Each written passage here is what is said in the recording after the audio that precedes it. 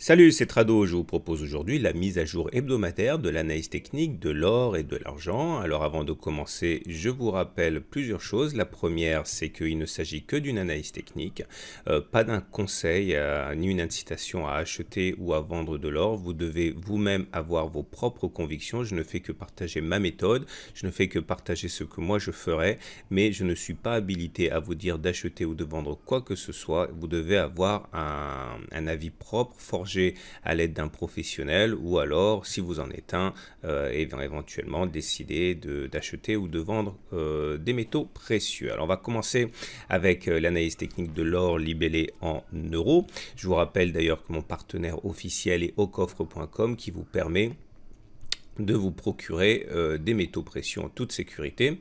Et voici ce que ça donne pour l'or en euros donné mensuel. Chaque bougie ici correspond à un mois de cotation. Si vous découvrez l'analyse technique, ici on est donc en données mensuelles, c'est-à-dire que chaque bougie montre les plus bas et les plus hauts du mois en cours. Et comme vous pouvez le voir, pour l'or en données mensuelles, nous sommes toujours en train d'espérer un rebond sur le bas de ce canal ascendant. Et si tout se passe bien, après s'être débarrassé de cette résistance descendante, on peut se prendre à rêver à un contact avec le haut de ce canal si on fait une rotation entière à nouveau.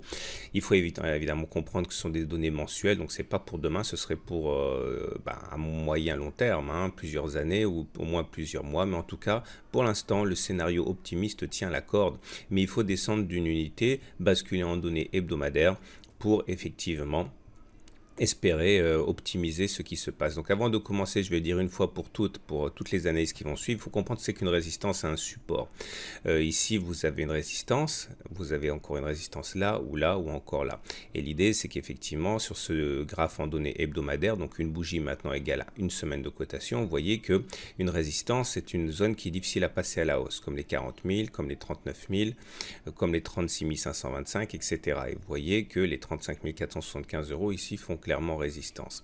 Et vous avez des zones de support. Là, le support le plus évident que nous voyons actuellement, c'est 34 140. C'est un niveau sur lequel on a tendance à rebondir. On a du mal à passer en dessous. Et selon l'essence de ma accumulation rationnelle, que vous pouvez d'ailleurs vous procurer, qui explique pourquoi je suis favorable à l'or, à l'argent et comment je m'y prends pour en accumuler, eh bien il faut tenter d'acheter près de support ou alors en franchissement de résistance, mais pas entre les deux. Et toujours dans une méthode où on fractionne, selon la méthode que je vous explique, les entrées. Donc pour l'instant, clairement, à titre personnel, je ne fais rien, puisqu'on n'est pas sur un support, on n'a pas franchi une résistance.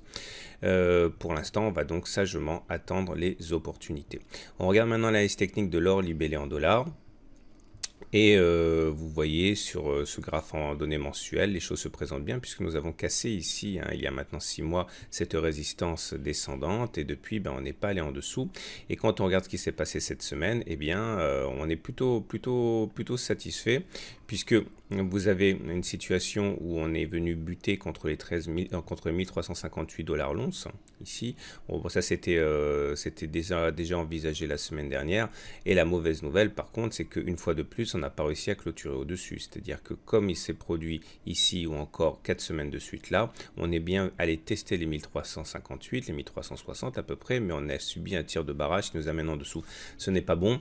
En tout cas, ça veut dire qu'on est vraiment au pied d'une résistance. Ça veut dire également que pour l'instant, à titre personnel, moi je ne fais rien. J'attendrai soit que l'on clôture significativement au-dessus des 1358, ce qui n'a pas été le cas cette semaine, soit qu'on revienne sur 1302, mais pour l'instant, j'économise, entre guillemets, mon potentiel d'achat d'or. Encore une fois, si vous voulez en savoir davantage, n'hésitez pas à vous reporter à ma formation. Voilà l'argent libellé en dollars. Donc en dollars, vous voyez qu'en unité mensuelle, on est là aussi sur un scénario où le rebond sur ce support de long terme reste toujours d'actualité. On peut se prendre à rêver à une impulsion de taille. Et en données hebdomadaires, voilà où nous en sommes. Vous voyez que les repères n'ont pas changé depuis la semaine dernière. Les 17,4 $ l'once constituent toujours une résistance. On n'a pas réussi lors des précédentes attaques à clôturer au-dessus, que ce soit là ou encore depuis 2 semaines. Donc on est au pied d'une résistance. Si on passe les 17,4, il faudra envisager les 18 comme une autre résistance, puis après 18,5. Mais pour l'instant, encore une fois, à titre personnel, soit j'attends un retour sur 16,7 pour accumuler, soit j'attends une clôture au-dessus de 17,4, mais entre les deux, Je pense qu'il est dangereux d'intervenir, hein.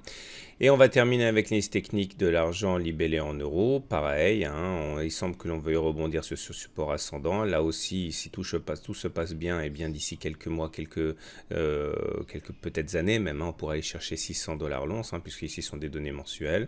À plus court terme, voilà le graphe hebdomadaire.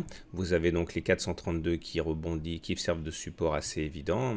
Ça sera un bon point d'accumulation si on retournait dessus. Par contre, tant qu'on n'a pas dépassé les 461, on est sous le fait d'un tir de barrage, comme on l'a été lorsqu'on est venu titiller notre résistance ici à 473.